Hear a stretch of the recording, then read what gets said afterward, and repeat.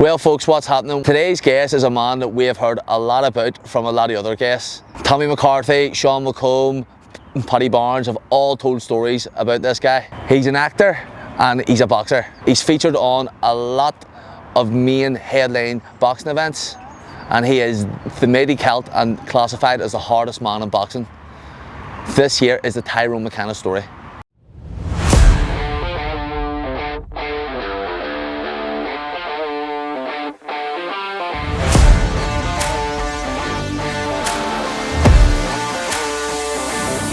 Well folks, what's happening? And today we've finally got the man. He's here to right a few wrongs after a few unsavoury stories have been said. Hold on, this is it's a touting session up here in fuck's sake. I'm watching this every week, nervous as fuck, going fuck. What's going to be said this week? Paddy spoke well of you, like. Man, that's where it all started from. Paddy told us the stories of you and Tommy. What was the Paddy story? He says about you used to fit or put shaving foam and stuff in people's shoes and all, and he thought that it was funny as fuck, but because he was one of the older ones, he had to act like it wasn't. And I was just like, that's a fucking belter. So every person like we get on there, we just say, what's your best Tyrone story you got? Everyone has one. Here there's been a few belters, like Tommy's one about he says that he was late going to the camp and you said to someone, well Tommy's gonna knock your cunt in when he comes down. Caine Higgins, he was just back from the Olympics, he had a silver medal, he was a hero in Ireland, and we had just joined the senior team. Obviously me and Tyrone McKenna were doing all sorts of messing, like fucking soaking people, we were slabbering everyone, we were just wee dicks back in, we loved just slabbering people, and we were slabbering the whole team fucking hated us. And then Caine Higgins, who's missing for months, he finally joined the team, a couple of days late he was, and he was walking through the doors. My apartment was above the doors. I just poured fucking water over him, and he thought, I'm gonna strangle you, wee bastard. I said, Tommy's gonna beat the bollocks out of you. And everyone fucking hated Tommy out there, and I was like, Tommy came and he was like, what's happening? No, and we talked to him, and he's like, what's going on? I said, me and Trum fucked it for you.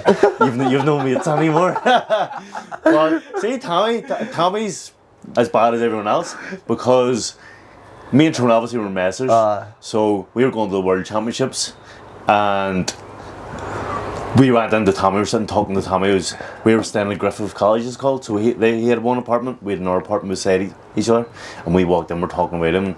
Tyrone McKenna was managed to lift his room key with his foot, and he walked out and he went boom, he had no socks on, and he went boom, I have this, and we went right, fuck it, so he sat there about 3 in the morning, and we got this bucket and we filled it up with all sorts of fucking shit, it was disgusting. Grabbed that and then I looked at it and I seen a fire extinguisher sitting in there. I was like, fuck it. I grabbed a fire extinguisher as well.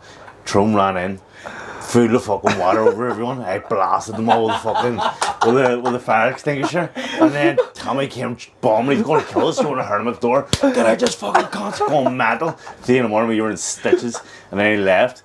Me and Tyrone just went to bed. Went to training, said in the morning you have to line up at 8 AM. We're sitting there at 8 AM, everyone's there, Tommy isn't there, another guy burning the row. They aren't there, and I was like, what the fuck are they, where are they? And it was 10 minutes, 15 minutes past, we're all still standing there. And then they come in, coughing like fuck. They must have rolled in this fire extinguisher dust, but they're fucking weight the whole way down. Coughing like fucking Tommy. Someone attempted murder last night. And we're like, what happened to you last night? Someone just bombed in, and I knew who it was, and bombed in and done that. And they were trying to chuck whoever it was off the world team. They said, right, whoever done that is getting off the world team. And I was like, Jesus. But because me and Tyrone were so loved, me, Tyrone and Tommy were the loved ones out of that team. So because it was me and Tyrone. The menaces just. I never did it, lads. It was anyone else.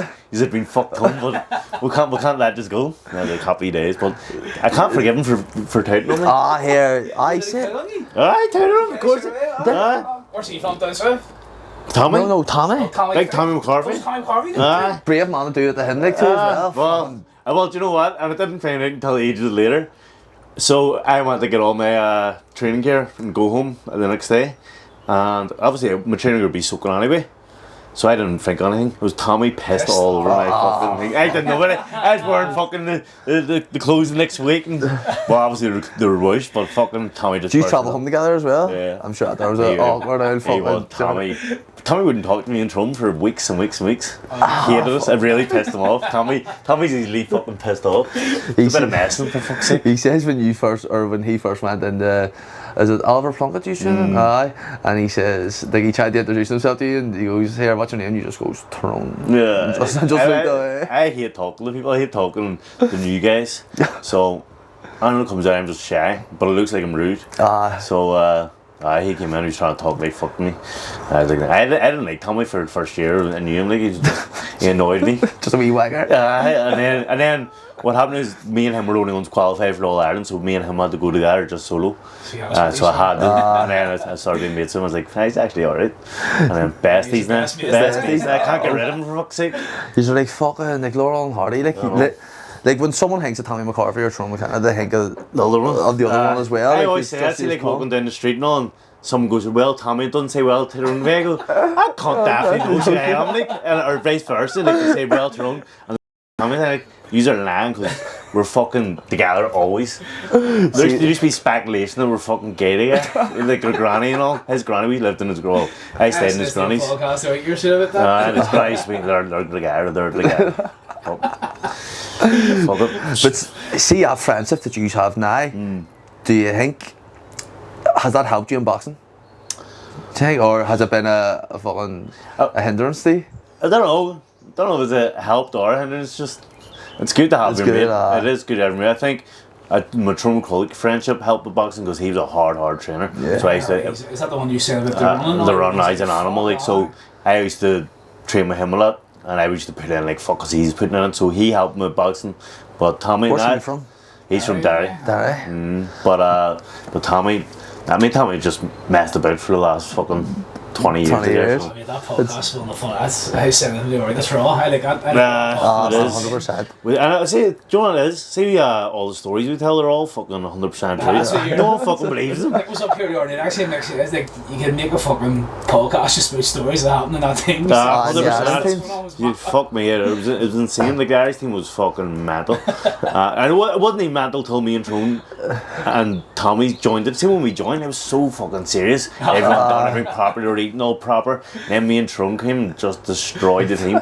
And then obviously Mick's younger than us. Paddy just said fucking, he started being a messer. Mick come on, he started messing. Sean came on, started messing.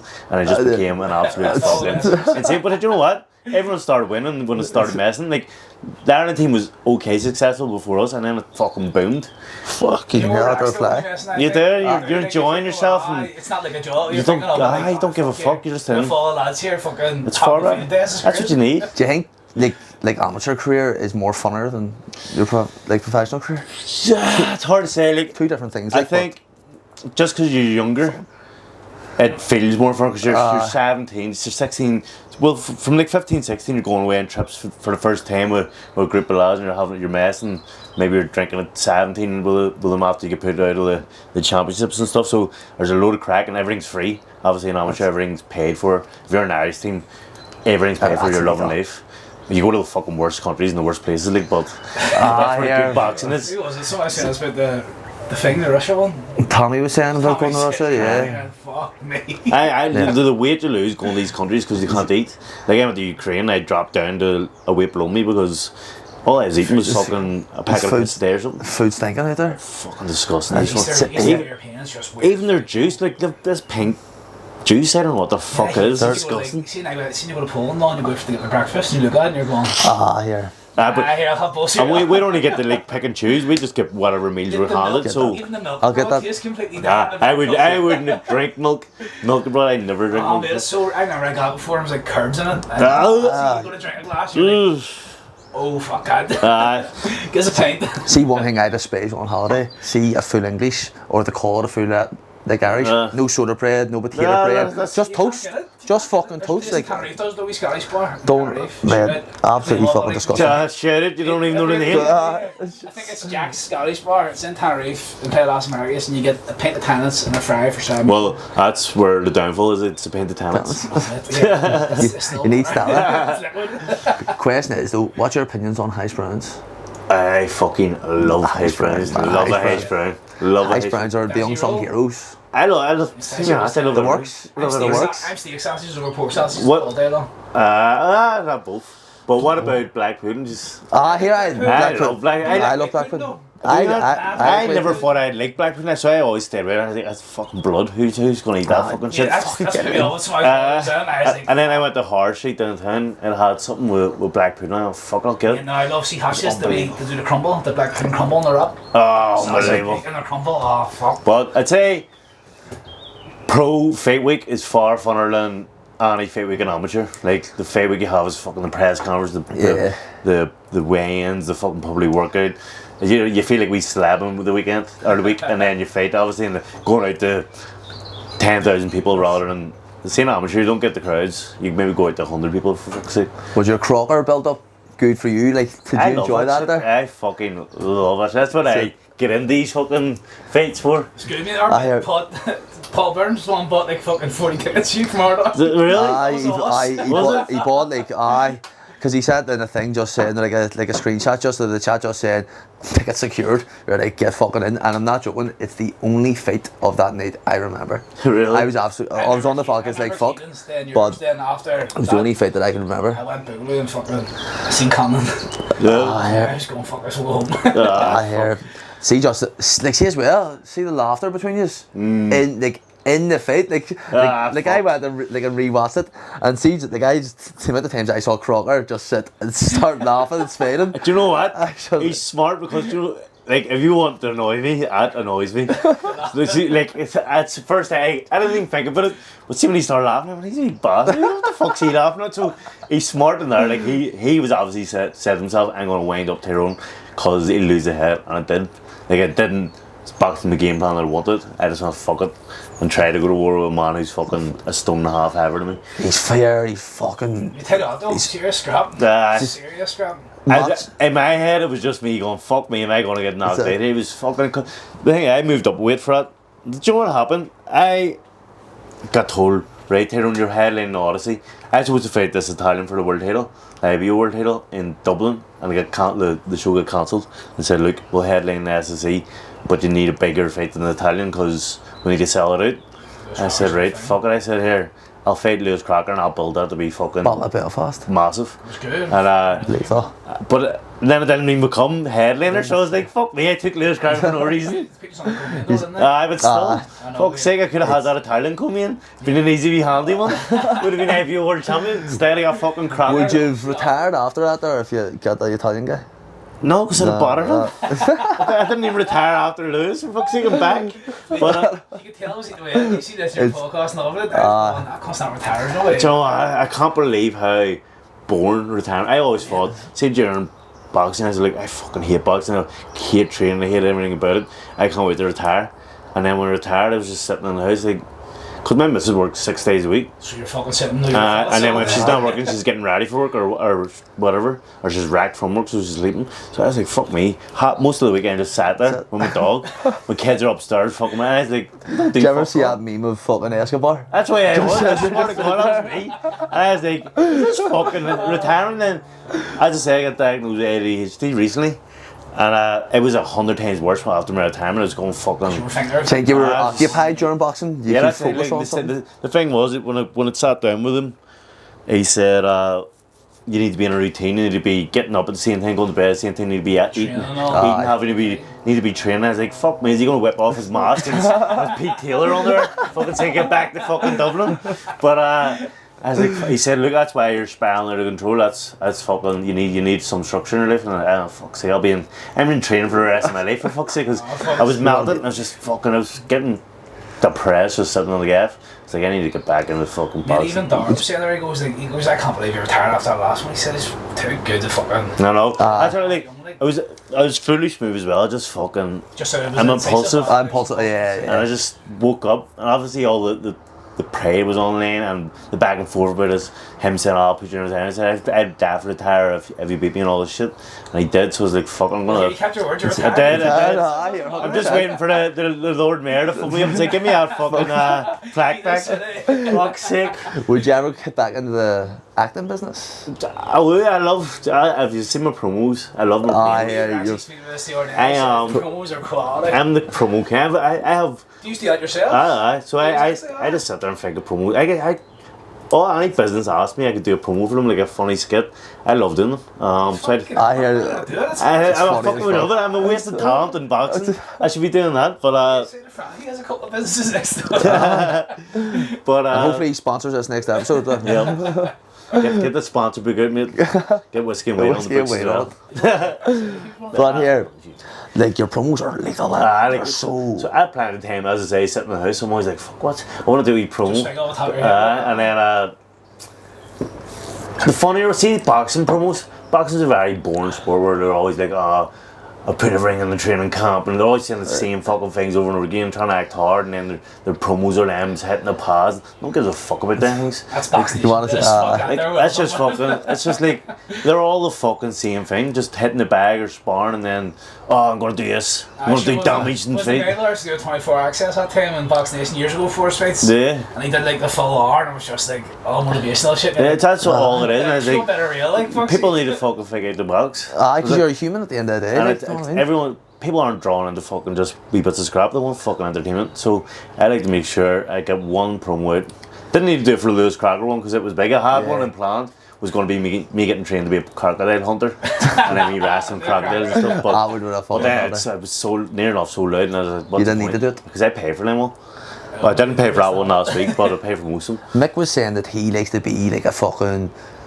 I was calling him like the greatest showman. Because he likes to be like, and to put on a show. Is that the same way as yourself? Like, well, a different way. I love to just get more through. Yeah, I love. Yeah, to be fair, that John Cena thing was a good shit. Yeah, it's class, wasn't it? Me coming out, it's great. We were sitting, we were like right up the fucking like straight at the top of the ring, and I was like, I turned around and I went, "Fuck me, this is Paul." Yeah, I bombed out. Fucking, I was supposed to stand on the stage for fucking a wee minute. You timed the shot. I had that practice, but I was supposed to stand there for a minute. I was fucking too hyped up and just bombed up. I said, "Fuck this, let's get this fucking fight on the way."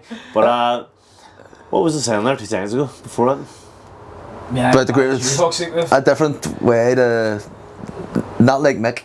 Are we all like that? Yeah. So I like to just.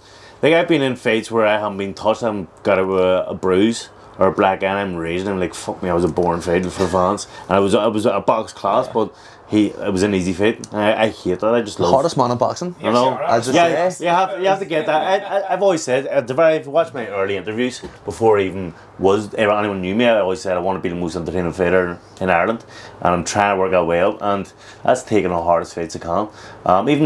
Even fights like the Jose Felix fight before that. I think my interviews they were asking what way do you want it to go, and I said I want to get dropped, and I want to drop him, and I want to have a fucking war, and then dominate. That's exactly what happens. I love getting out there. It's fucking seeing I get down. It's exciting. Boxer and they're going.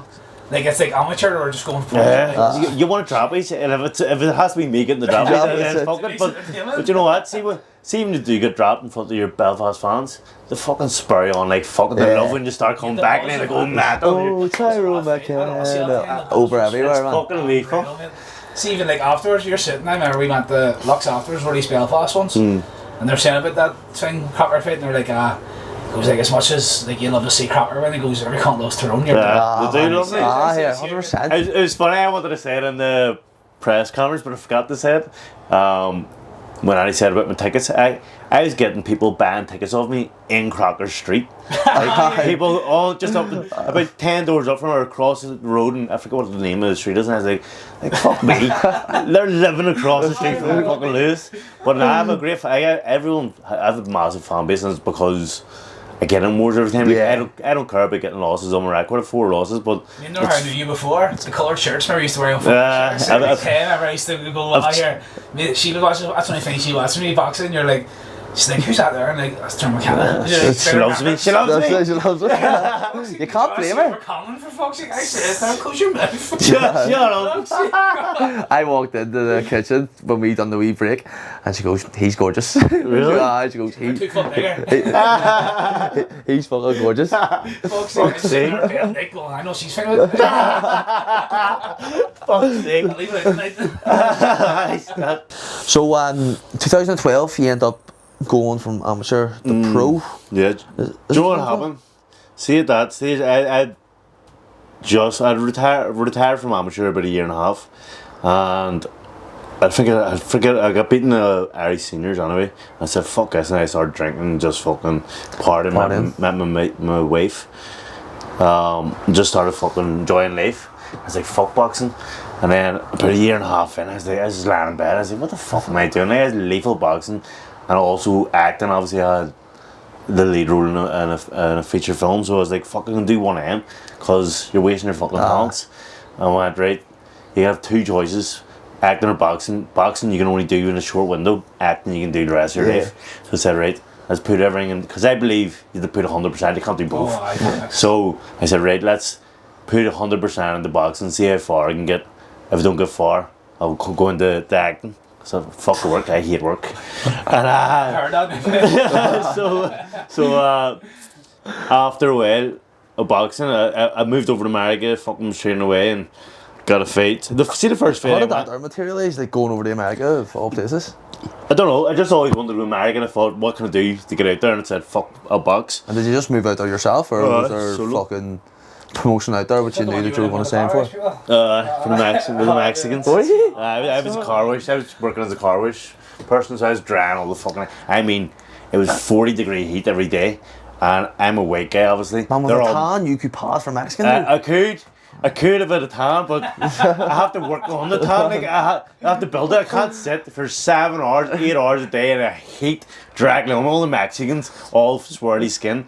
I was blistering, I was fucking out that much, but I loved that job. They spoke a bit of English, but it was a laugh. Just one wee white guy and loads of Mexicans coming and drying your car. But I went out there, and I actually went out there as a journeyman. I don't know if you know what a journeyman is. So I went out there, wasn't as a prospect. They said, right, we've got your fight. You're against this guy that's turned pro. He's supposed to be good. He's from Philly. I was like, right, and I was with all the journeymen getting my medicals done. Like genuinely, the thought Tyrone's going to get beat here. And I thought it was getting beat because this guy's supposed to be good, and I was just fucking about being a car wash man. And what a poems! I know. I got in and I beat him easy. To be honest, I fucking just boxed out of him, and they were raging. I'm like, what the fuck? You're supposed to lose there? I was like, no one told me I had to lose. I had to lose it. And did you get paid for it? Like extra if you won? No, you don't get Nah, boxing doesn't work like that. You know, journeyman, you just sat on your, you don't get the win wage, it's just the wage. Nah, that's just the wage, You may get a wee bonus if you get beat. But you see, it's the opposite way around. they want You're out of fucking thing. See, good journeyman could beat most people. Because you have to be good to be good. Something about journeyman can actually make more they make fucking way more. Because see, the thing is, journeyman, they fight 3 times a month. You get paid, say, $1.5, $2 each fight. That's $6,000. But the thing is, to be a journeyman, you can't get stopped. You're not allowed to get stopped. So you have to know how to fight. So if you're in trouble, you know how to get away. So you actually have to be good. So if you're shit at boxing, you can't be a journeyman because you're going to get knocked out every fucking time. That's mad. To see your journeyman on O'Neill's fight? Fuck me. He was a bit metal. Yeah, he was off his head. He's on something other than fucking. Yeah, definitely. He's insane. See, I was watching that. I texted him. I was like, "This is mad." The next minute I texted him, "This cunt just gave him a kiss in the middle of the round." Do you know he lives in Belfast? I seen him a couple of weeks later, and I swear he was going metal, walking across, like when he's walking across the fucking the road. Going metal. Some journeymen are insane. But so I went out there as a journeyman and I got the win and I went, fuck it, I could do something. No, actually I didn't say I could do something pro. She was pregnant then. Surprise pregnancy. Was she out there as well? Nah. So I was going out there to live and I was going to be me. She was going to Australia to be for her. So we weren't really going with her at the time, but we were just meeting again. We were going with each other. We were going with each other for like 3 years or so, and then we were meeting again. And she got pregnant. And, She's sitting there going, "You're on a thin line." I feel the tension, He's shot himself in the hole. Just thinking, I went and had my fight and I came back, and then I said to myself, "Fucking, I need to get a job and just do a normal life and raise my kid." And then I was sitting there. I had a normal job for about a year and a half, and I don't know. I say it wasn't about a year and a half. It was about 4 months in LBM. Doing like call center? Fucking depressing. I had to sell British gas insurance. It was the worst one. Inbound or outbound? Outbound, right? Someone told me how to do the interview. I fluked the interview. I'm usually shit at interviews. I was unbelievable. He's a boxing fan, the interviewer. So he loved me and he was like, "Oh yeah, I used to watch an amateur and all that shit." Next time I'm on his team, British Gas, the hardest one. It's like, fuck me, give me something inbound. But one day I was there in work and then I got a phone call from a guy in London and he said, "Do you want to go to Philadelphia and turn pro or continue your pro career? I'll pay you a monthly wage." I went, happy fucking days. Put down a wee headset, mid-shift, just walked. It was the greatest walk of my life. I just went to manager, "I'll not be back." And I went out to Philly with Ray Kinley and Anto Kikachi. And we went out there and I started my pro career again. And I fucking, from there, I just went flying. How long did you stay out there for? I was out there for about 2 years. Out there, you got a fight and then you were fighting for 6 months and it was so fucking inconsistent. They didn't know when your next fight was going to be or anything. So when I got home, I was like, "Fucking, I'm going to retire. This is a little bullshit." And then, no, sorry, not straight away. I had the guy still paying me, and then he stopped paying me. I was like, "Fucking, I can't afford this. I need to go back to work. I can't afford to. I have 2 kids now." And then my mate Mark Guinea said, "No, I've got an opportunity over in MTK. If you go over, you have to spar Danny Matthews." He was my manager at the time, Mark Kinley. So he said, "Look, you go over to spar Danny Matthews. If you do well, MTK are going to be there to make sign you, and then your career will go well." I said, "Right, fucking, I had no money at this stage. Training with no money at all in their house." So I went around, I sold my Xbox, sold my jewellery, sold everything I had that I could fucking sell for the flight tickets. Flew over. And I had no sparring gear, nothing. I had to get a line of sparring gear off people in the gym that day. So, can I have your gloves, can I have your head guard? Put them on, and I absolutely spar unbelievable. And then MTK sent me straight away. I had fights galore, was on TV, and then the first fight from TV just escalated to fucking.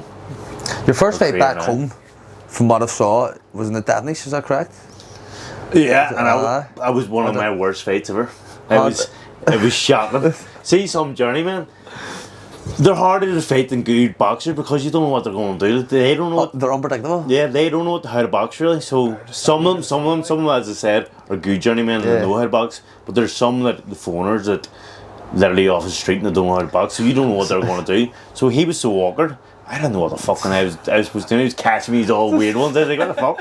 And I ended up winning by a point. And I was like, I am shit. That's when. That sponsor said, "Nah, I'm not sponsoring no more." He said, "Nah," and I said, "Fuck, I'm shit. I'm retiring." And then I got that opportunity, and same with MDK, and then my career just fucking skyrocketed from that. The wee story I heard on the Whiskey and White about your kid in Philadelphia, the one who's like 16 or something. You had to spar. So I went in, fucking. We were getting trained by Tim Witherspoon, who was world champion, and we needed a new trainer. He wouldn't turn up the training, whatever. So fuck it, and we went to. Someone said, "Go to Bosey's dungeon." It's this fucking ghetto out fucking basement with fucking all killers in it. And right, fuck it, that sounds like a good idea. So we went down and the Bosey's dungeon, and there was no one there for me to spar. Kakachi had a spar, Ray had a spar. There was no one for me to spar. I said, "Sure, you're going to spar my kid." And I went, "What age is your kid?" He pointed to him, and I went, "What age is he?" He said, "He's 16. I was 23, maybe 24." And I was like, "He's going to get killed." And I said, "What fights has he had?" And he said, "He's had 2 amateur fights." And I went, "Fuck me, his dad must not like him, because I want to beat the bollocks of this guy." And we jumped in. He was a wee skinny, scrawny thing. Like, he was decent. I didn't get one punch on his face. Like, he slipped absolutely right. Beat the bollocks out of me. And I went, "What the fuck? I am shit. I'm terrible." But it turns out The man is a god now. He's fucking 34 wins, 34 wins, 33 knockouts.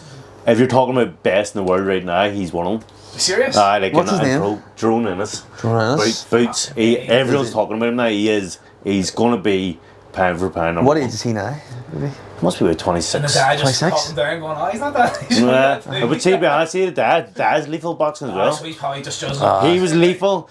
All his sons were lethal, but Boots is the best by far. He's insane how good. He slipped a fucking body shot on me. I've never seen anyone slip a body shot. Matrix style? It was insane. He was so good to us, but and he didn't even try. Like, he wouldn't even put it on the side. He would come in, beat me up, and just leave. Like, he wouldn't even do any other extra sessions or nothing. He was just a machine. But obviously he's training hard now. Yeah. And I always said the one thing he didn't have was power. But it was because he was 16. See now he's not going to absolutely everything. I wouldn't spar him. Is he under now? Is he? He's Simon Matchin. Serious? He's one of the biggest names in boxing right now. Yeah, that's mad though. I knew it. See, when I was sparring, because I've been sparring him for 2 years. One time, I beat him up, and I was the happiest guy in the world. Can you tell, see, you're like price of boxing, you do go, Nah. can you tell Shuey, you're just going, fuck here. I knew he was going to be pound for pound. You just I said after, I said, someone needs to sign that kid, he's unfucking believable. That's mad. 2 fights in. And he's sitting on the way. But see, like, over in America, a lot of kids only have 1 or 2 fights. In amateur, they don't give a fuck about amateur. They're all there just to be pro. Is their like Olympic team good? Their Olympic team now is good because the Irish. They're focusing on it, are they? Billy Walsh went over and he's the Irish coach, so he's implemented all the Irish teams training. So they have got good, but They had a lot of Cubans and all those. and the other thing with the point system now, the point system used to favour the way Europeans box, but now it favours the way Americans box. But all Americans are just thinking about pro. They don't give a fuck about Just think of the money. I know that's in America, you know, everything's just about money. it is. So there's kids that are just waiting. Like kids that don't have amateur fights, but they've been there for fucking 5-6 years. And they're like, are you gonna have them? See all the lads and that were in before, and they spoke about like amateur, the way you got paid from down south and you got paid from up here, if, like you won a medal. Is that the same in America as well? Would they get paid from the government or get bursaries or? I wouldn't even know. I see like American amateur sports like basketball and all as well. You know, it's bigger than like the normal, like well not the NBA, but. Did you ever see the way college football is? It's massive. Fucking College mad. football is bigger, but you don't get paid, but you get sponsors. Yeah. But the sponsors might be fucking like Ford or something. No, I'd say they do well out there. Under Armour fucking sponsor all the college footballs, like team and all that. It's fucking mad. See, sponsorships in amateur anything is fucking vital for the living. But see more so. See back in the day when I was an amateur, boxers didn't have like random companies sponsoring them like amateurs do now. Like I see genuine amateurs asking for sponsorships for fights coming up, and I'm like, I was just broke and fighting. Like they didn't have any money. They were getting all sorts of these sponsorships, which is smart. They should be, because they're fucking dedicating their lives to it. But I thought it was just a pro thing, but now all amateurs are fucking doing it. It's mad, like until we started this, I didn't like, when you heard of like company sponsor people, you went, fuck, it must just be like a wee PR thing. Then you actually start something, you're going, fuck here. No. You do need sponsors? It's very hard to do without sponsors. You can't expect to see training camps that cost $5,000. I'd say about a training camp. That's what I hear about boxing though, like people put in a force in the training camps, then one day, maybe they've cancelled, and it just gets pulled away. Like your one. The one before Lewis, I had 3 fights cancelled at the week of the fights. That's fucking insane. So see, when I fought Lewis, I got paid a good bit, but I ordered a fucking. Do you not think somebody's you know, like a good idea, like, but obviously you lose that money, but like an insurance for boxers. I know 100% would say that there should be something set up. Even like a fucking like covering the camp. Yeah, $100. There was one time I flew out to fucking Dubai, and the day of the fight, the guy had COVID, so I didn't get fuck all, and I spent a fortune there, and then I spent a fortune getting home because they wouldn't let me home because of the fucking COVID thing. Yeah. So I had to fucking sleep in Madrid and go to Turkey and fucking fly to London. Fuck that there. You flew to Turkey over lockdown. I don't even know why I did it. Just over lockdown because I wanted the holiday. Flew to Turkey. You can see it. You can see how with a smile.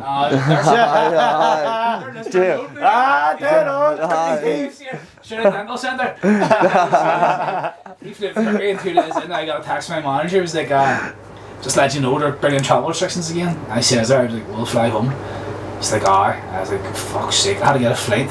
had to do like 2 stops off in the flight just to go home to Ireland, but I couldn't stop in certain countries because they had restrictions. So I had planned out to go to like a country that didn't have any restrictions to fly home to here. Then helped me with Vegas as well. Fuck, you gotta fly to 4 countries. Missed my flight in Vegas, was on the drink the night before. Had to fly to Paris. All these holidays sound shit. No, pure pure. Oh, no way. It took me 3 days to get home from Dubai because you had to sleep in certain places and go to different airports. I don't know why I came up with the idea of that, because you think about it, like, see the money you make of it. Yeah. Stupid as it sounds, right? But imagine my face actually go ahead, so you're only paying the insurance anyway. Make the money of it. If you pay 20 quid a month, fuck me. Maybe it's like 1 in 20 that gets say there's 1,000, 2,000 on that insurance and they're paying 20 quid a month. Why isn't nobody coming with you? This is an idea. This is an idea.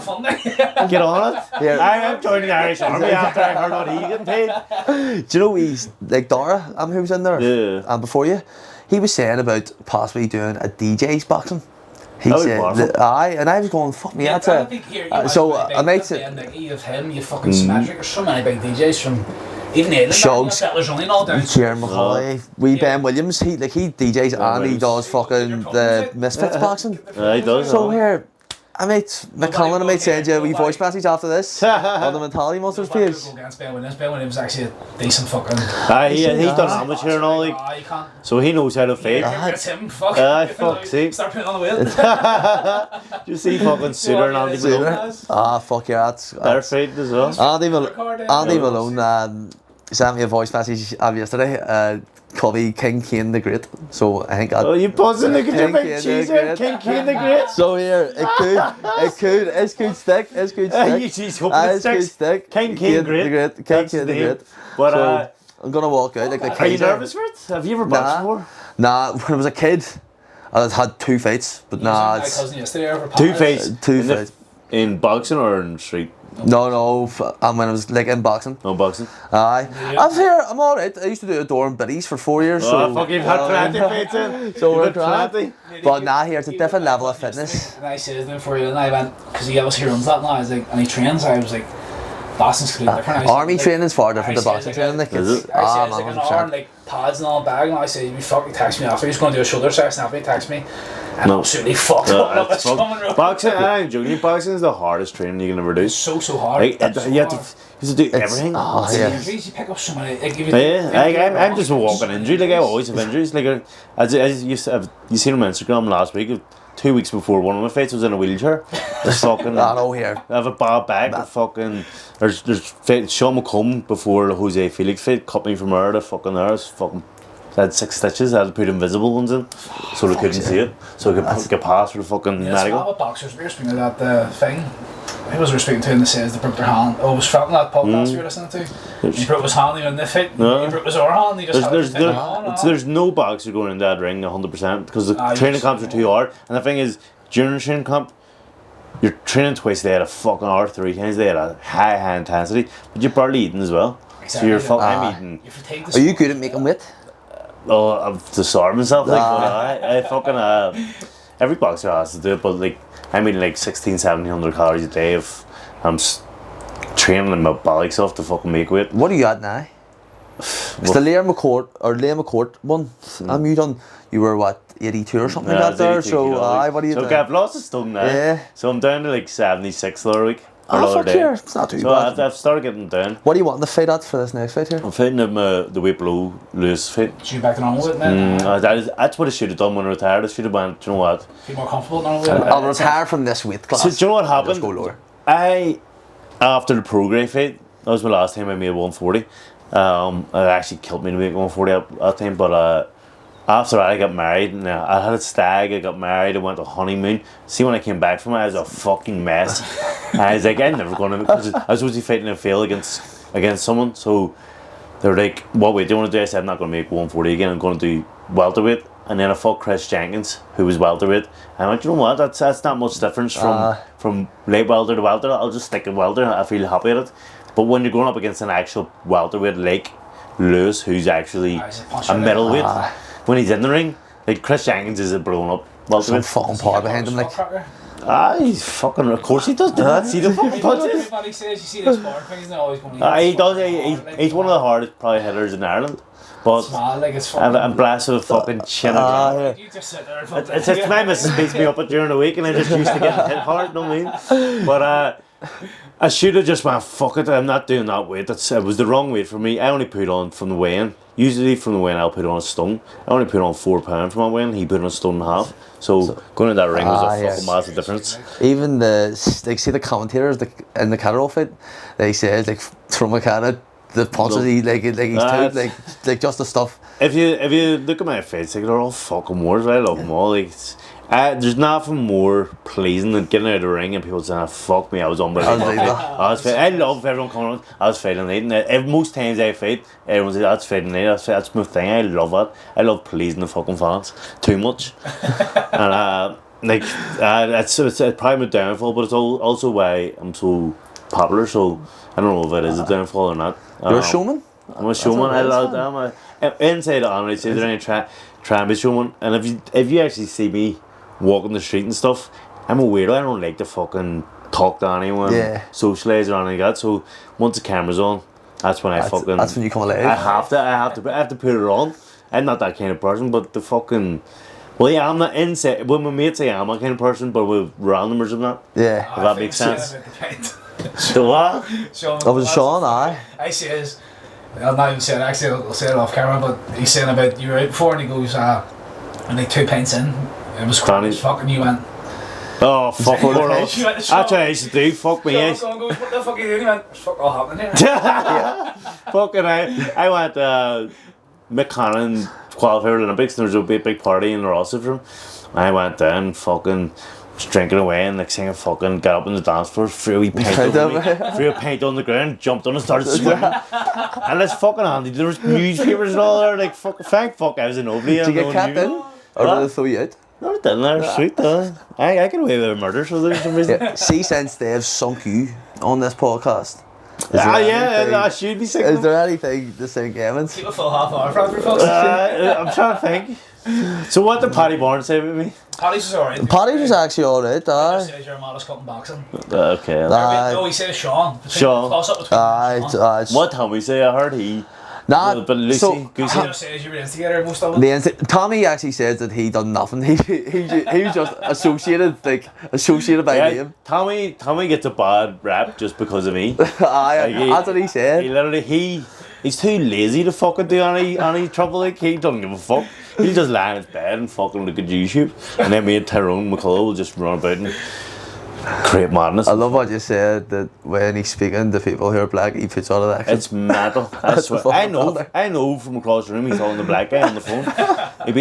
Even though it's just the way he does facial expressions all different and everything on the phone. I'm like, what the fuck is going on? See, that big Simfies, they got big mate, he's from South Africa. He's speaking to me, well, what's happening, bro? And all then he's on the phone this way, like, you just hear the Afrikaans coming, you're like, all this fucking these words I never hear Tommy saying. Like, where's he live? He's like Dublin. I'm like, we speak Afrikaans now for him. It feels like you're back home. Fuck away.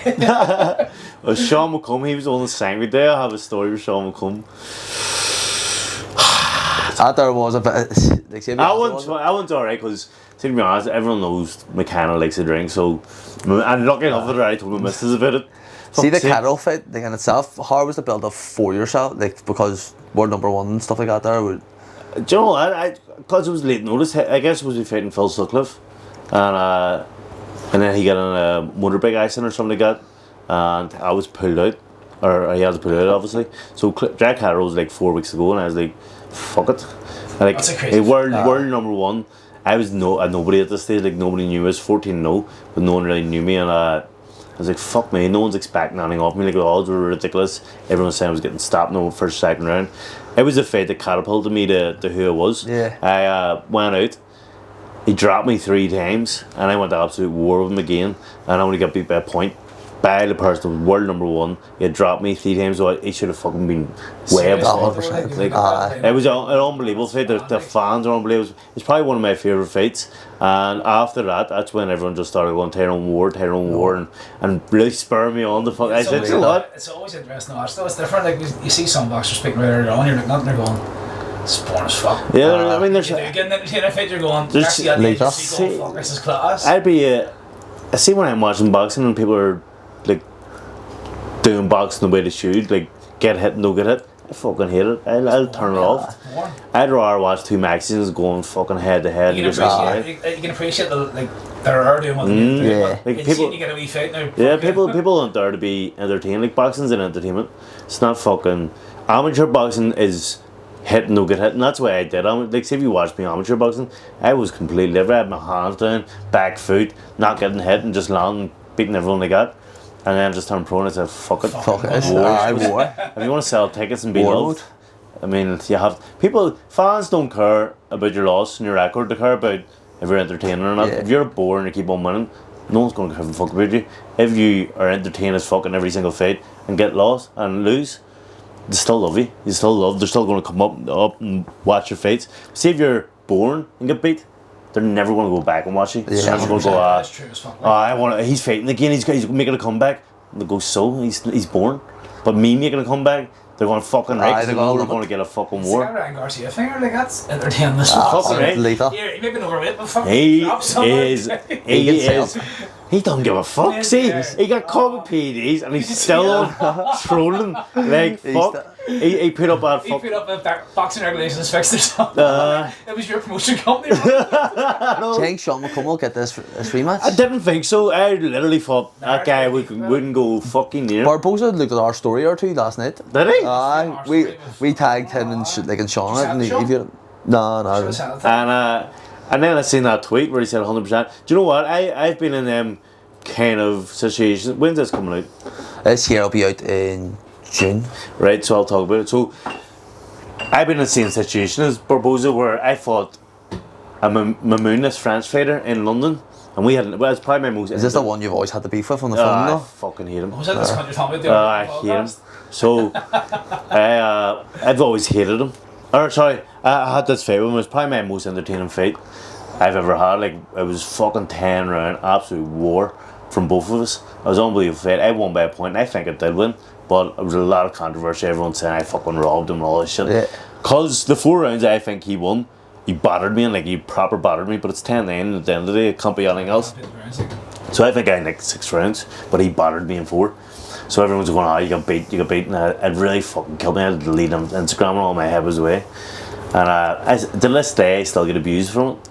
So like people send me emails and all about it and fucking tweets and all that shit. So I always said, And how long ago was this? 4 years ago. 4 years? So, Fuck. so I always said I want to revisit that fight, and that's I came back. I've got offered that fight. I said, "Fuck this! I'm going back and I'm gonna beat the Unreal. bollocks out of him." Serious war. And like I mean, like as I said in my podcast, like he's fighting this month, and I went, "Fuck me, I don't want him to fight." Yes, he fights. Yeah. So I said this mate. You rang him, said him here, pull it. I said this mate. Who I also fought Rana Greedo. I said, tell your mate to pull out a fight because I don't want this fucking rematch to get ruined. I love him. I love him. He's a legend. And then next thing, getting a phone call. And I was like, what the fuck's that? A group phone call? I was like, what the fuck? I didn't answer it. And then like went again. Oh, fuck's sake. Answered him, Mamoon. Pussy! You fucking pussy! Who the fuck are you talking to? You know, I'm gonna beat you. I'm gonna batter you. And he started doing this. And I said, Is he a wanker? Like I can see why he hates me. Like it was a lucky win that I got. Is it like a Barbosa fucking... Yeah, well, no, it wasn't that bad. It wasn't that bad. Nah. It was, people It was people tight, shouting yeah. robbery.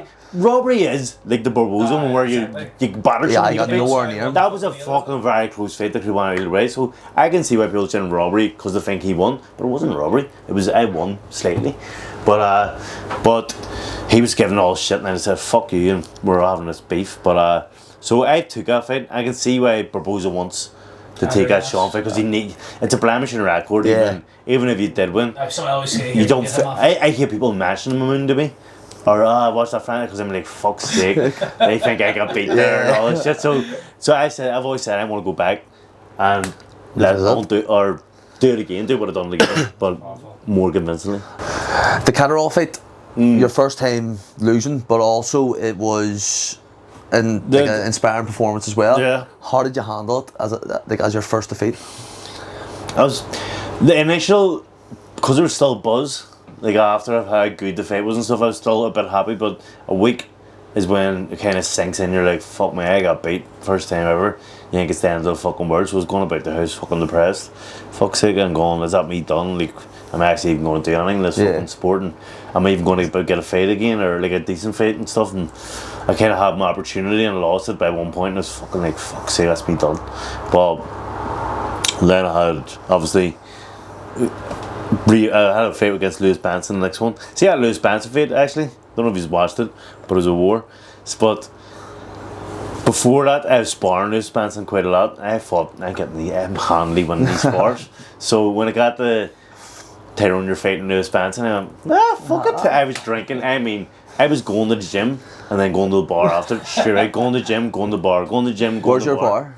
It was in Scotland. In Scotland. And I mean, flat out, I was like, I'm going to batter this guy. I was getting Chinese, I wasn't even dad, and I was like, fuck, this is going to be a gift. So I got it 2 weeks before the fight, and I was like a stone and a half over, and I had no water in my body, I just had alcohol. And I was like, shit, I'm fucked. And I had to have hot baths every night. I'd be living in a sweatsuit for the next 2 weeks. Got down the way in, I was fucked, like, I was the worst I've ever been. And I weighed in, I actually weighed in like 0.2 over. And I was like, I can't lose another 2.2. I'm saying, it doesn't sound like much, but when you're as fucked as I was, it was everything. I was like, fuck me. And I got in the ring. I didn't feel great warming up. I was like, I'm a bit tired here.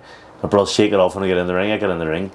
I went back after the first round. I said, Danny, my legs are fucked. I am bollocks. And I said, what the fuck's wrong? I said, my legs are dead. I can't move. And I said, you may go to war. And I just stood in the centre ring and had an absolute tear up with Lewis Benson. And it was an hour one, which is probably lucky getting the win, but I was in his hometown on one bad point. I was fucking delighted with a win. See if I hadn't. Was it worth it? Was the Chinese just not worth it? No, and see after that's when right after that, I said, fuck that, I got on Stephen Floyd and I started having a nutritionist. I was like, I'm never put myself like that again. I was ridiculous. You're a professional boxer. I was very lucky to get that win. If I hadn't got that win, I was retiring. So I would have fucked you up. I'd have fucked me for future. So I said after, I said, fuck that, hired a nutritionist, and I've never fucked about again since that. So you fought Darren Foley as well, was it? How was that there for you? Because there was a title fight as well. It was my first title.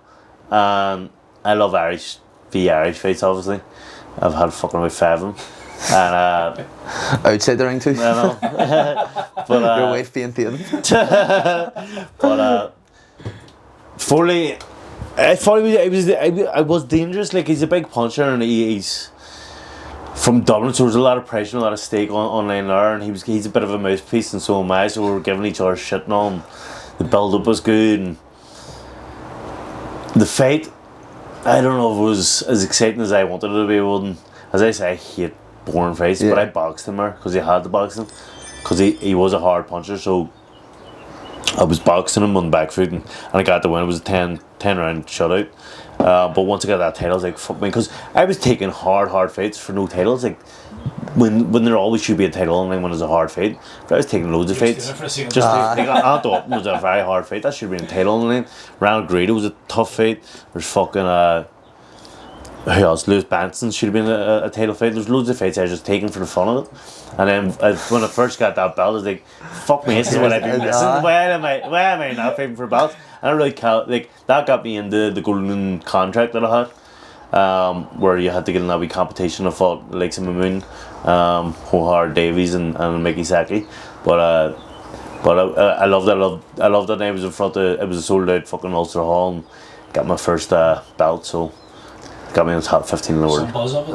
Buzzing that. I love this. See, because the Ulster Hall is so fucking compact. It's better now. Is it better than the SSE? It's far better. Is it, Well, you love going out the fucking packed out SSE, and everyone's fucking going mental. The walkout in SSE is obviously better. Yeah.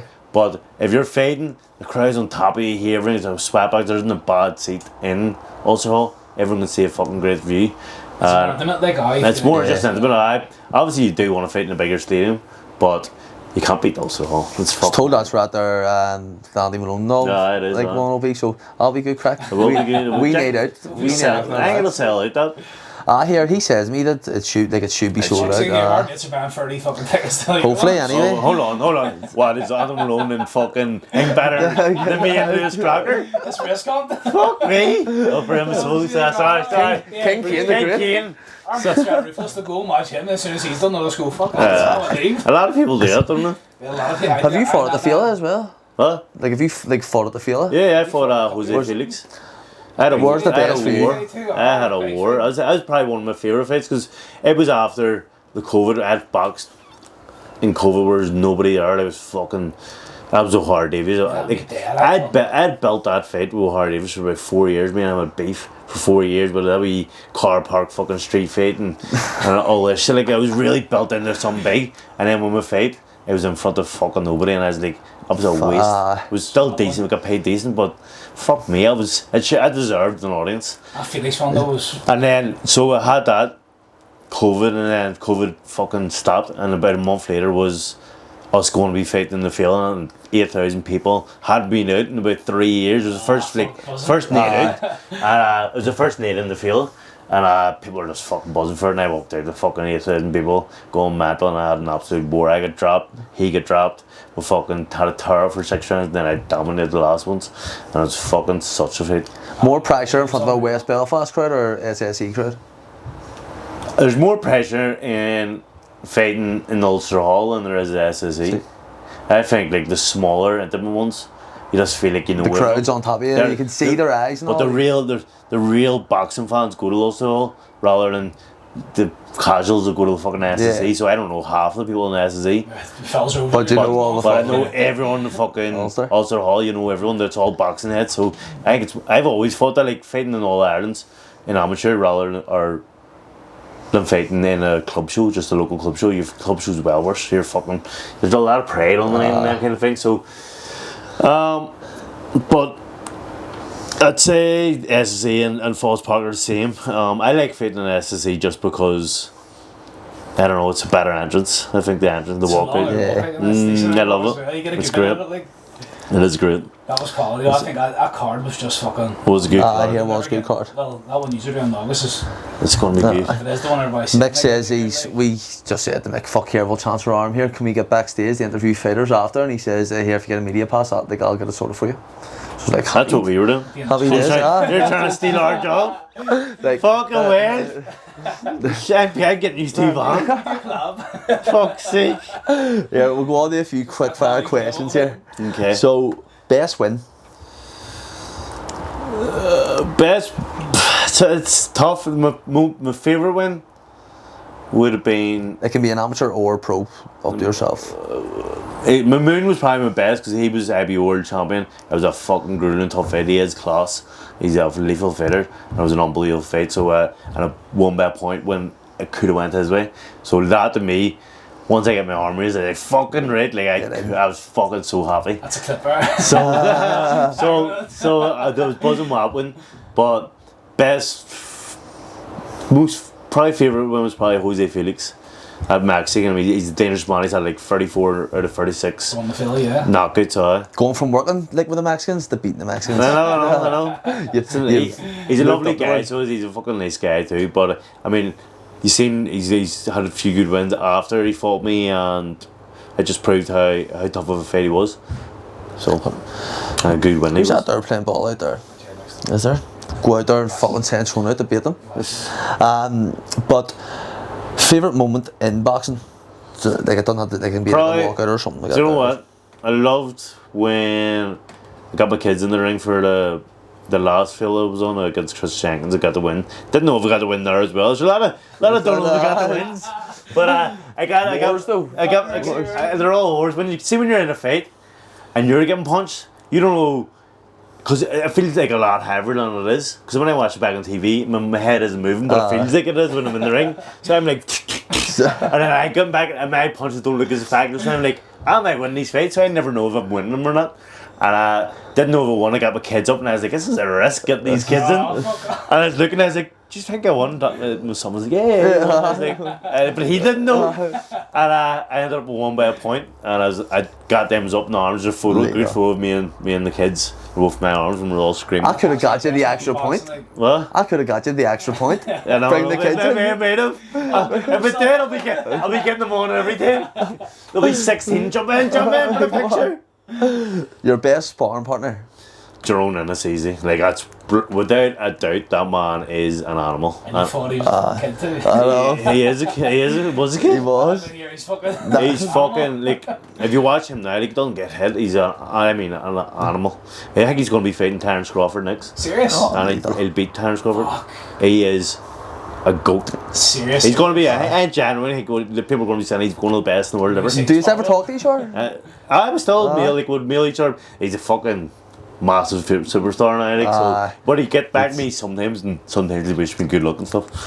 But if I ever went, I was toying with, I was a good few years ago now, I was toying with going back over to Philly to train him, but I don't think I could take it to Hayden's no more. I honestly don't think I could. I was thinking, I was like, what would I be sparring? Like, You've done enough. I know, I've done enough. I don't need more beatings. The funniest person in boxing?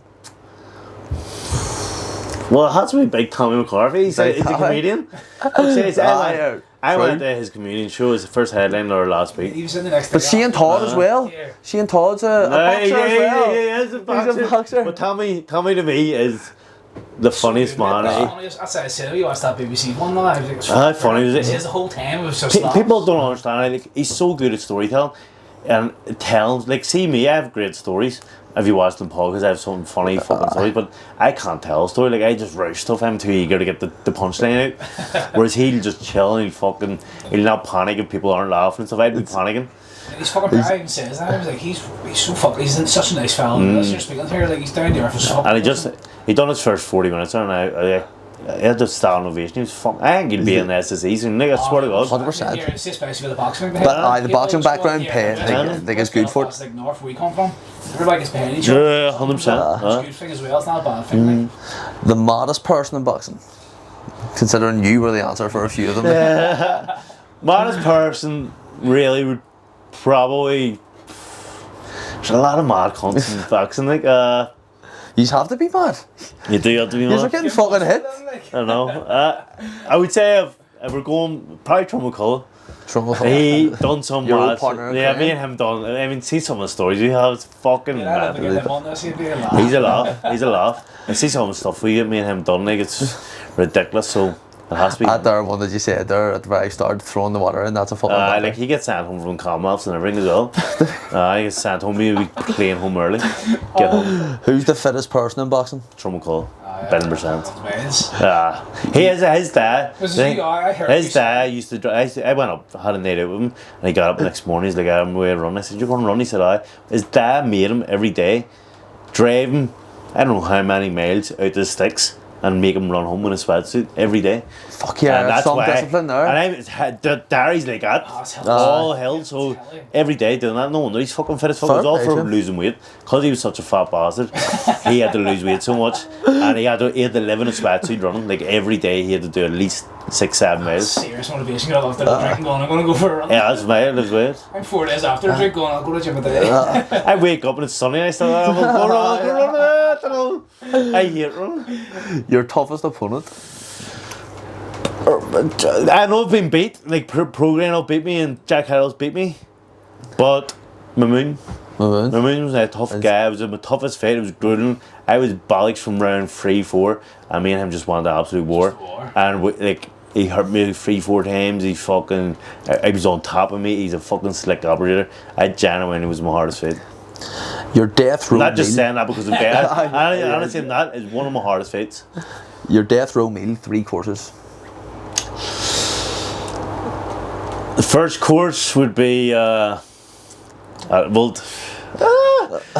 chicken wings. Has to be buffalo chicken wings. Has to be. Worst spot.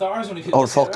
Where from? Everybody says barbecue. No, buffalo. It's barbecue. See, Tommy's the disgrace of a black man. The only black man that doesn't need hot sauce. He refuses it. Buffalo sauce is great. Buffalo sauce is unbelievable. But Buffalo hot wings, 100%. And then also, can I get 2 stars? No. Aye, get to That's right. I like then we mushrooms sold the cheese, battered mushrooms with cheese, with cheese in them. Like garlic, With garlic dip. Dip. And then main would be False starting. main would be a Chateaubriand steak. Stars at the South. Stars fucking there. James Street South. Aye. Well, we get it from Waterman House. Waterman House. She works right beside it, so we. Bory's nice as well. What? Same owner, so it is. Is it it's 10 out of 10? Unbelievable. The thing over at the green thing. What's the company? Chimichurri, is it? Chimichurri. So we get that with chimichurri over it. But also, I need a wee side dish. Chips. It's Parmesan chips, but I need a wee side dish of Madras, fucking from New Delhi or something. Did you always eat it? I always fucking love Madras. But listen, it's my last meal, so I'm going to be away. I need West Indies food there. I need jerk chicken and Jamaican rice and peas. I fucking love Jamaican rice and peas. It's nice. I actually tried it. Where was we? We were in Barbados or Bahamas. I tried it. It was 10. And then we're getting 4 cans of Stella and a bottle of red wine. Why Stella? I don't know, I've just grew up on it. There isn't. I don't know. Do you know what I hate bottles of beer style or pint of style. Just cans. Just tins. Just tins. Proper old school. Proper old school. What's a pint? The pint going out would be Guinness. Guinness, but Guinness. No, do you know what? Smithwick's with a Guinness head, like a wee head of Guinness. Fuck yeah. It takes Guinness with a bit of That sounds alright. blackcurrant Guinness. But see, the thing is with Guinness, it gets me blocked. I'm like the fastest drinker in the world. I'm like, boom, scone pints. I can't. I got them the worst time. I bought them. She fell pregnant a month later, and I had to sit and drink a full keg. Great. Before she got the shit. How's that the worst? How's that the worst time ever? That's the greatest time ever. Every day, fuck soon after, I was going to work with a hangover every single All these holidays, but all this drink. Yeah, he's the terrible thief, doesn't he? But no, see it. So it's with the Smithwick's is only 3.8%, so it's harder to get drunk on Smithwick's. Have these fucking. I love. These coppers. Nah, and then Smithwick's as well is like in between a beer and a Guinness. Like it's a soft fucking gas. It's not gassy. So it doesn't leave you like fucked after. I do like beige, but I wanted to call my kid. Wanted to call my dog Guinness, but it doesn't sound as good as Beamish. Beamish sounds like a dog. A dog. Yeah, he's like Guinness in the Falls Park. It is insane. Like he's the maddest dog in the fucking world. He just fights the biggest dogs in the world. Like, and there were 2 wee small dogs walk past us, or they didn't do nothing. Big Rottweiler walks past us. Fuck's sake, get back! This one scraps with the biggest and hardest fights. Dinner with the people, dead or alive. That's always my favourite one. Like I love that one. I'm not including my wife. She'll be looking at me, and if I don't include her, so she's not counted. She'll be here. But do you know what? I would have said Jay-Z, but now there's a lot of paedophile on, so no Diddy. No, we don't want to take him out of it. So Amy Winehouse, 1 billion %. I've got her tattooed on my arm. I love that woman. You watched that film yet? No. I've heard bad reports. Yeah, we're supposed to go and watch it. My last one says the same. She says it's not that good. Because I loved the documentary. The documentary was unbelievable. Yeah, every film they make biopic is brilliant. I got that. Yeah. And the Queen one was brilliant. Amy Winehouse is going to be unbelievable. The Elvis one was brilliant. Then you get the and you're like, you hear shit reports like, I'm sure the best one out of that. Like the modest story. They could have such one. So I'd have her. Who else? Would you have a boxer in there? Nah, you don't really watch boxing, like I said it, do you? Nah, I don't watch boxing at all. Fuck. Do you know, Theo Vaughn has to be here. Oh, love that man. The tism in that man is unreal. You're junior, are you? So she's got me. Have you got me tickets? No, I'm not. I can be bored going on. I like the hopeless, like the Odyssey thing. Shane Todd says he's doing he's doing the warm up for it. So I'd fucking say to Shane. Do you know what? The one that or you'll beat him up. I'll just say. That's not shit, you had her. Well. That warm up. No, sure. It'll be after. It'll be after anyway. So Theo Vaughn, Amy Winehouse. Fair mad one there, Marty Rogan, fuck it. Marty Rogan. You got a fresh man with 2 eyes. And then, what? No, Kenny Moore's the man. He's dominating, isn't he? I'm loving that. I'm heavy in that beef. I don't think Drake's. I don't class Drake- Drake's a gangster rapper. It's just if your name's Aubrey, just stay out of beef. But you're from, Here you You're from the suburbs. He's talking about that Drake stuff there last night. That was You good. don't go against Compton. Jesus fucking Christ. It's I did that. Like he should have even J Cole. No, I like J Cole. J. Cole done the right thing by I law, like J Cole. But like Kendrick's bad. I don't like Kendrick, and it's all a kid shit. That's fucking. That's kind of. Every cunt seems to be up to their fucking boldness. You have to be famous to Did you hear that fucking. this shit the white fella did? And like this every single. It's good, like. But like this is every single person who's big as fuck in the industry. Do you see the reaction video in the wee fella? I didn't see the He ain't reaction. gonna be allowed to finish that there. So. Serious? Fuck. Just like Fair play to him. J Cole, fucking Lil Uzi. Everyone, it seems like everyone's infiltrated some way. I think it's a big marketing gig. Do you? Why would they all come out at once? This is quiet for years. Then all I love it. I is love it. it? I open it. Oh fuck! Straight on the Telegram. So, this here one, your favourite takeaway. So you can big up someone here. Don't be up that. I can't. Don't put that pressure on me. You can big up someone. Delhi's 10 Josh Chips. No, do you know what? I actually had a bad experience in New Delhi. You did? I went and the starter was freezing, and then the paint. The platter by any chance? It might have been, you know, I like a wee platter. Before it was cold. And No, then- but they always said you would say in summer because it's that cold in fucking Belfast. It's always gonna be Your cold. food comes out and it's fucking. And then the paint Nice. I got was fucking flat, and I was like, Cobra. yeah, it was flat as fuck, and I I was get the like, bottles, here. bottles in it. so it was a bad experience for me. Like a flat paint is Well, put you off like completely. Favorite place? What is it? Takeaway. Takeaway. My favorite takeaway would be Nico's in Lisbon Road. It was nice. I love it. Imagine I'm fucking someone over here. But fuck it. I've said what I said. Fuck it, Nico's, Nico's is great. I love her food. I actually love going. She's sleep. Love going to fucking. I love going to bring my family here as well to take in as well. It's What's your fucking Chinese choice up the road? Shanghai. Shanghai. I love it. Is that where Tommy says? Elements in Ardoyne, and obviously Elements in Alleytown. And she had rang Elements before they went to Ardoyne one. And Mom was like, here's no order. I was like, fuck's sake, where'd you ring that from? Alleytown. To be fair, it was nice. Where was it? Was it Shanghai one or? The Elements and the. Oh, Elements. It's just down the street from Wasn't her. half bad, man. Listen, you went to the wrong one. There's one Half 5 bad. doors up. You know, New City, man, no, New City's nice. Like, I think New City. I think it's hard to get a delivery or something out of there, so it's just not bored. It is. Yeah, I don't drive. Little Mexican deli, Pole Glass is fucking great. I love. Little Mexican I deli. actually get from her lads even when I'm Little Mexican's nice. in training camp. I'll get from her because I know the chef in there. He whips it up all healthy for me, but it's fucking Someone's have great. a statue saying some constable like last year. Did it? I don't eat Mexican man on somewhere. Fuck's sake! But no, I love her. I actually love that. Little Mexican deli. See, let's smash burger, smash burger tacos out of there. Unbelievable. Did I do Fuck, I that? haven't had them. Yeah, Fucking real. they'll be good. They're the nicest ones. That'll be good. I was like, they don't. She was like, oh, can we get them? And I was like, got them. And I had one. I was like, fuck, we should just go road these. Fucking unbelievable. See, just as we finish up here, I just want to say a thank you to our sponsor, Katrina, for sponsoring this episode here today. Yeah. We appreciate it big time. Thank you. But Armstrong, thank you very much for coming. No worries. I appreciate it. No worries. Thank you for having me. Yeah.